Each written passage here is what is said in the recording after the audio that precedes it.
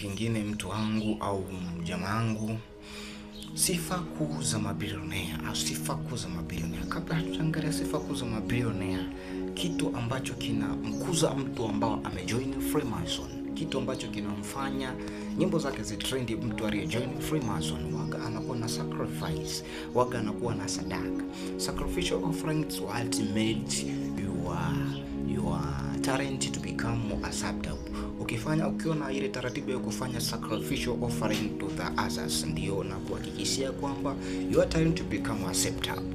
Ni hivyo, umemwomba Mungu kwamba akupatie talent, umemwomba Mungu akufanyie kusikika kwa kila mtu, au umemwomba Mungu akupatie biashara fulani, your talent itumie, na akisha kupatia your talent, you should give a return to whom you pray. Yani inakulazimu, yani for example tuchukue tu ni hali ya kawaida, umemwomba baba yako kwamba baba, naomba nipatie hela ya daftari. So ni lazima akisha kupatia ile hela ya daftari, ni lazima utarudisha neno la shukrani. Sasa tukija katika hali ya uhalisia, umemwomba Mwenyezi Mungu akupatie biashara yako au kufanyia biashara yako endelee isogee mbele.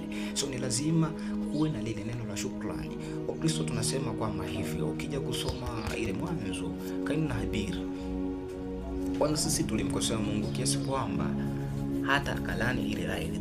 Ndio maana tukiona Mungu kwamba Mungu bariki ardhi zetu, au tukiona Mungu bariki kazi za mikono yetu, ni lazima turejeshe shukrani ili always azidi kutubariki. Always kinachomata katika kutaka ukubwa, wewe mtu kama mtu kutaka ukubwa, ukitaka uwe mkubwa, uwe na utaratibu wa kufanya sacrificial offering. Yani nikiwa namaanisha, toa sadaka katika kile ulichopatiwa na Mwenyezi Mungu. Toa zaka katika ile biashara ambayo Mwenyezi Mungu kakubalikia.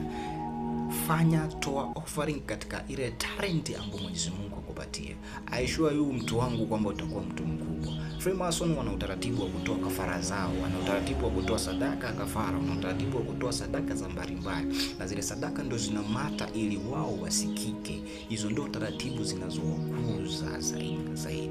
They don't know hawezi kuenlarge hivi bali wana enlarge kwa kumake sacrificial. Ndio maana tutasikia leo kwamba Freemason wanatoa kafara mama zao, Freemason wanatoa kafara za damu. Hizo ni sadaka ambazo zinawashawishi miungu yao waamini kwamba this money we are together, na kisha kutoa ile sadaka, ile miungu ambayo anaiamini ndio itampatia kitu zaidi na zaidi, itamwezesha kuendelea zaidi na zaidi. Ndio maana mtu wangu, ninakufundisha nondo hii na uweke akilini. Nondo hii ni makini. Sadaka ni kitu cha muhimu, na sadaka unaitoa katika wale watumishi ambao wanakuingizia kitu kipya. Na nigongelee msumari hapo, always your sacrifice au your sadaka yako unaitoa katika yule mtumishi wa Mungu aliyokuingizia kitu kipya. Zamani hapo walikuwa wanatoa sadaka zao za malimbuko, walikuwa wanateketeza mnyama, and then wakiona moshi unapanda juu, and there after Mwenyezi Mungu wanaamini kwamba Mwenyezi Mungu kawasikia.